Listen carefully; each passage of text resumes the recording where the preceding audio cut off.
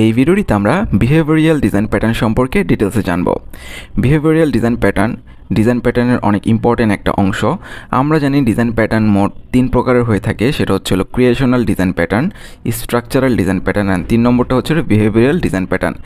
এই particular design প্যাটার্নগুলোকে আবার সাব প্যাটার্নে ডিভাইড করা যায়। বিহেভিয়ারাল ডিজাইন প্যাটার্নটা বেসিক্যালি কোনো একটা সিস্টেমের যে মাল্টিপল অবজেক্ট ক্রিয়েট করা হয়, মনে করলাম একটা সিস্টেমের মাল্টিপল অবজেক্ট রয়েছে, এই অবজেক্টগুলো নিজেদের মধ্যে কিভাবে কমিউনিকেশন করবে সেটা ডিফাইন করে কে? সেটা ডিফাইন করে এই বিহেভিয়ারাল ডিজাইন প্যাটার্ন। অর্থাৎ এই একটা অবজেক্ট, এটার ফাংশনালিটি একরকম, এটা আরেকটা অবজেক্ট, এটার ফাংশনালিটি ভিন্ন রকম, এটা আরেকটা অবজেক্ট যেটার ফাংশনালিটি ভিন্ন রকম। এখন এরা কীভাবে নিজেদের মধ্যে কমিউনিকেশন করবে এবং কমিউনিকেশন করার পরে সবাই মিলে একটা গোল অ্যাচিভ করবে বা একটা টাস্ক কম্বাইন আকারে সলভ করবে, সেটাই ডিফাইন করে দেয় কে? সেটাই ডিফাইন করে দেয় বিহেভিয়ারাল ডিজাইন প্যাটার্ন। বিহেভিয়ারালের কাজ হচ্ছিল যে একজনের বিহেভিয়ার আরেকজন যাতে ইউজ করতে পারে, অর্থাৎ তাদের মধ্যে কমিউনিকেশন ঘটানোর জন্য আমরা আসলে বিহেভিয়ারাল ডিজাইন প্যাটার্ন ইউজ করি। তো এইখানে অনেকগুলো ডিজাইন প্যাটার্ন আপনারা দেখতে পারতেছেন, যেমন template method, mediator, chain of responsibility, observer, strategy, command, state, visitor, iterator, interpreter and memento.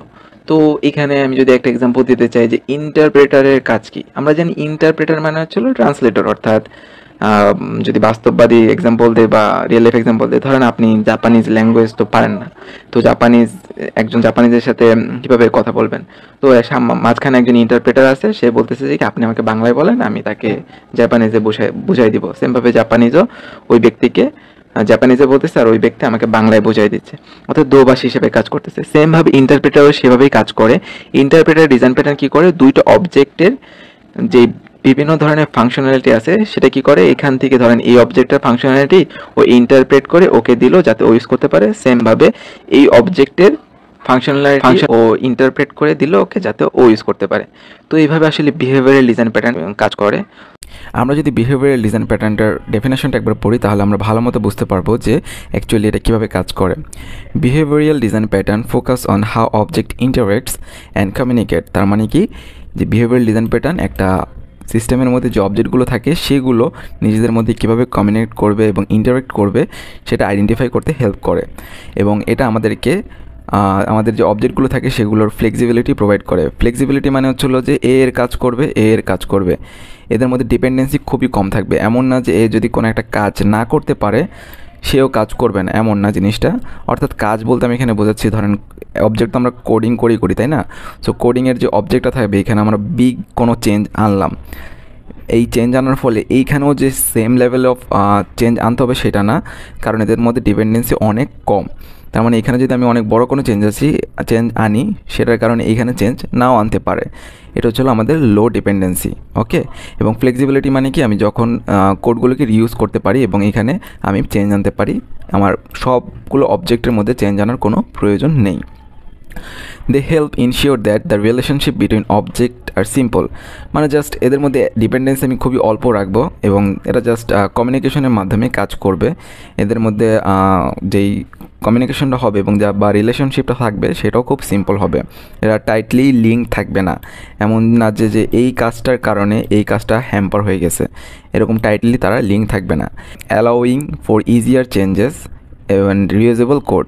তার মানে আমি যখন মন চাই আমার অবজেক্ট এখানে অ্যাড করতে পারবো, জাস্ট আমার একটা ইন্টারাকশন কমন মেথড রাখতে হবে তাদের মধ্যে কমিউনিকেশন করার জন্য। আমি চাইলে আবার এটা রিমুভ করে দিতে পারবো, এর ফলে এই দুটার অবজেক্টের যে কোনো চেঞ্জ আনতে হবে সেটাও না। ঠিক আছে। বাই প্রমোটিং লুজ কাপলিং মানে হচ্ছিল কি, তারা কম্বাইন আকারে একটা ইম্পর্ট্যান্ট টাস্ক কমপ্লিট করে, বাট তাদের মধ্যকার ডিপেন্ডেন্সি অনেক কম। ঠিক আছে, আমরা রিয়েল লাইফ এক্সাম্পল দেখবো। জাস্ট এতটুকু বুঝো যে লুজ কাপলিং মানে হচ্ছিল কি, কম্বাইন আকারে কোনো একটা টাস্ক কমপ্লিট করবে, ঠিক আছে, বাট তাদের মধ্যে ডিপেন্ডেন্সি অনেক কম। কোনো কারণে যদি এই অবজেক্টটা কাজ করা বন্ধ করে দেয়, এর ফলে যে এই দুটো অবজেক্ট কাজ করবে না, জিনিসটা এমন না। এই দুটো অবজেক্ট তার কাজ ঠিকই করবে।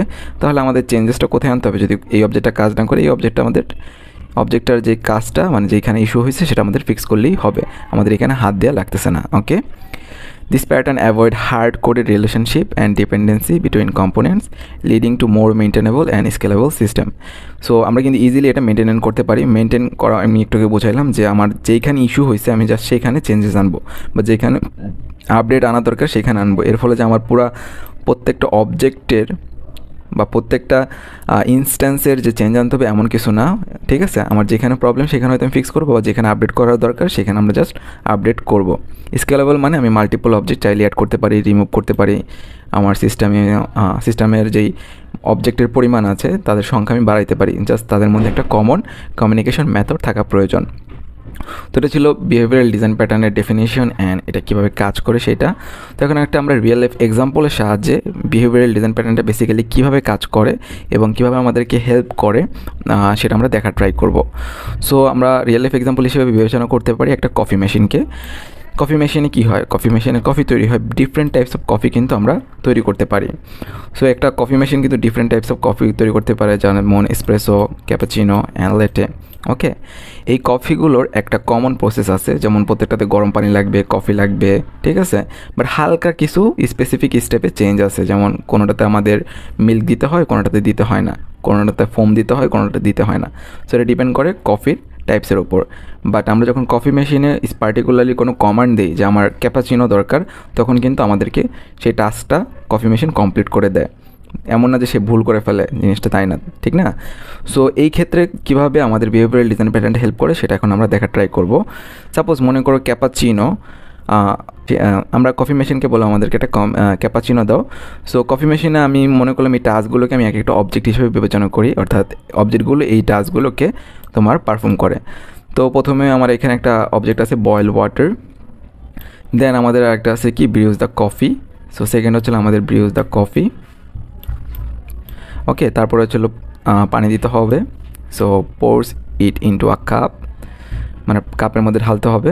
সো পোর্স। আর 4 নম্বর যে অবজেক্টটা সেটা আমাদের কী করবে, সেখানে মিল্ক অ্যাড করবে এবং ফোম অ্যাড করবে, কারণ আমরা ক্যাপাচিনো সেট করেছি। তো 4 নম্বরটা কাজটা কি, মিল্ক অ্যান্ড ফোম অ্যাড করা। সো প্রত্যেকটা অবজেক্ট ডিফারেন্ট টাইপসের কাজ করতেছে, এমন না যে এই অবজেক্টটা দেখো, যদি মনে করো যে এই অবজেক্টটা কাজ বন্ধ করে দেয়, এর ফলে যে কফি আর এগুলি যে মানে কাজ করবে না, জিনিসটা এমন না। কিন্তু দেখো এটা আমরা কীভাবে কাজ করি। সো এখন দেখো এই অবজেক্টটা কী করে, এই অবজেক্টটা আমাদের সে বয়েল ওয়াটার দেয়, বয়েল ওয়াটার দেওয়ার পরে সে সিগন্যাল দেয় একে, ওকে, যে তুমি এখন কফি অ্যাড করো। কফি অ্যাড করা হয়ে গেলে সে সিগন্যাল দেয় এটাকে। তারপরে পোর্স ইনটু আ কাপ, তারপরে কফি দেওয়ার পরে মিল্ক অ্যাড করতে হয়। তো এখানে জাস্ট তারা কমিউনিকেশন করতেছে, প্রত্যেকটার কিন্তু কাজ ভিন্ন, প্রত্যেকটা অবজেক্টের কাজ কিন্তু ভিন্ন। এমন না যে তোমার এটার সাথে এটার কাজ অনেকটা কানেক্টেড, সবাই তাদের নিজস্ব কাজ করে থাকে। ওকে, এখন ধরো তুমি কফি মেশিনে একটা নতুন মানে ওয়াটার বয়েল করার জন্য, পানি গরম করার জন্য নতুন একটা প্রযুক্তি অ্যাড করছো, বা নতুন একটা, তুমি আগে মনে করো গ্যাসে ইউজ করতাম, এখন ইলেকট্রিসিটি ইউজ করে তুমি তোমার পানিটা গরম করো কফি মেশিনের ভিতরে। এর ফলে যে এদের কাজও সবগুলি কাজে যে পরিবর্তন আনতে হবে এমন কোনো না, এই অবজেক্টগুলোর কাজ সেমই থাকবে, তোমার জাস্ট কি এখানে চেঞ্জ করা লাগবে। তো আশা করি বুঝতে পারতেছে বিহেভিয়ারাল প্যাটার্নে কি আমাদের এক সুবিধা কি, যে আমি ফ্লেক্সিবিলিটি প্রোভাইড করতেছে, যে আমি এই অবজেক্টটাতে চেঞ্জ করতেছি কিন্তু আমার বাকি অবজেক্টগুলোতে চেঞ্জ আনা লাগতেছে না, কারণ প্রত্যেকটার কাজ ডিফারেন্ট, তাদের জাস্ট কমিউনিকেশন করা দরকার, ওইটা ঠিক থাকলেই চলবে। সিমিলারভাবে আমি ধরো এইখানে কোনো একটা আপডেটেড সিস্টেম রাখলাম, বা আমি এখানে দেখো লাস্টের যে অবজেক্টটা থাকে সেখানে কী করলাম, মিল্ক একজন দিবে, ফোম আরেকজন দিবে। তাহলে আর একটা নতুন অবজেক্ট অ্যাড করলাম যেটা আমাদের কী দিতেছে, ফোম দিতেছে, ঠিক আছে, ফোম অ্যাড করে দিবে। তো আমি একটা স্কেলেবল করলাম আমার সিস্টেমটার অবজেক্টগুলোকে, সেই ক্ষেত্রেও কিন্তু আমার পুরা সিস্টেমের যতগুলো অবজেক্ট আছে সেখানে কিন্তু কোনো চেঞ্জ আনা লাগতেছে না, জাস্ট এটার সাথে আমি এটার কানেকশন বিল্ড করে দিলেই আমার কিন্তু স্পেসিফিক কাজটা আমি কমপ্লিট করতে পারছি। তো এখন দেখো আরেকটা জায়গায় সেটা হেল্প করে, সেটা হলো ধরো সেম টেমপ্লেট ইউজ করে কিন্তু আমরা এসপ্রেসো তোমার কফি সেম মেথড ইউজ করে কিন্তু আমরা এসপ্রেসো কফিটাও পেয়ে থাকি। এখন এসপ্রেসো কফিতে কিন্তু বেসিক্যালি কী থাকে না, মিল্ক থাকে না এবং ফোম থাকে না। তো তার সমস্যা নেই, কারণ তাহলে সেই ক্ষেত্রে কি জাস্ট এই তিনটা অবজেক্ট নিজেদের মধ্যে সিগন্যাল পাসের মাধ্যমে কি করবে, আমাকে এসপ্রেসো কফিটা বানিয়ে দিবে। এই দুটো অবজেক্ট তখন কি হবে না, কাজ করবে না। কিন্তু এদের মধ্যে যদি টাইটলি মানে অনেক রিলেশনশিপ অনেক হার্ড থাকতো, সেই ক্ষেত্রে কি প্রত্যেকটার কোডের সাথে অন্য একটা কোডের কানেকশন থাকতো, যার ফলে কোনো একটা অবজেক্টে যদি আমি চেঞ্জ আনতাম তাহলে আমার এই অবজেক্টটাতে চেঞ্জ আনা লাগতো, এবং এখানে কোনো ইস্যু দিলে এই অবজেক্টটা বা অন্য এটার সাথে যে অ্যাডজেসেন্ট অবজেক্টগুলি আছে সেগুলি কাজ করা বন্ধ করে দিত। বাট দেখো এখানে আমরা সিগন্যালই দিতেছি না, এগুলি কাজ নাই এসপ্রেসো কফির সময়, কিন্তু সেই ক্ষেত্রেও আমরা দেখো এই তিনটা অবজেক্ট ইউজ করে কিন্তু আমাদের কাঙ্ক্ষিত কফিটা পাচ্ছি। তো এরকম ফ্লেক্সিবিলিটি আমাদের প্রোভাইড করে যে আমাদের কোন অবজেক্টগুলি ইউজ করা লাগবে, কোনগুলি লাগবে না, ঠিক আছে। তো this makes it easy for the coffee machine manufacturer to add new types of coffee by only defining what changes in the final step while keeping the general process intact. এখন ধরো 4-5 প্রকারের কফি সে বানায়, কিন্তু coffee তো অনেক প্রকারের হয়। নতুন একটা কফি অ্যাড করলাম, তো সেই ক্ষেত্রে কী হবে, সেই ক্ষেত্রে আমার জাস্ট নতুন একটা অবজেক্ট অ্যাড করলাম। সো মনে করো যে এমন একটা অবজেক্ট যেখানে জাস্ট গরম পানি দিতে হয়, তারপরে তোমার কফি দিতে হয়, দেন তারপরে ডিরেক্ট মিল্ক দিতে হয়, ঠিক আছে, দেন হচ্ছে হলো ফোম দিতে হয়। মানে জিনিসটা এরকম নতুন একটা কফি হলে সেই ক্ষেত্রে কি মাঝখানে এটার আমরা একটা নতুন কমিউনিকেশন মেথড ক্রিয়েট করে দিলাম, যেই ক্ষেত্রে আমার এটার কাজ আসতেছে না। তো এরকম আমি আমার মতো ফ্লেক্সিবল করে নিতে পারি আমার সিস্টেমে, এবং নতুন কোনো কিছু চাইলেই অ্যাড করতে পারি। সো বিহেভিয়ারাল ডিজাইন প্যাটার্নটা আমাদের এটাই হেল্প করে, জাস্ট কমিউনিকেশন করতে হেল্প করে।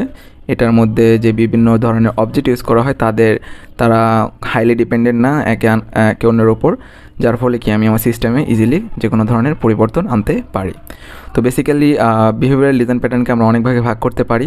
সেটা হচ্ছে টোটাল আমরা 10টা ভাগে ভাগ করতে পারি। সেটা হচ্ছে chain of responsibility, command, interpreter, mediator, memento, observer, state, strategy, template and visitor design pattern.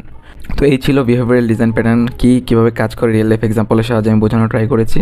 কোনো যদি ডাউট থাকে তোমরা কমেন্টে জানাতে পারো। আর যদি ভিডিওটি তোমাদের কাছে ইউজফুল এবং ইনফরমেটিভ মনে হয় তাহলে আমার চ্যানেলে সাবস্ক্রাইব করার অনুরোধ রইল। Thank you.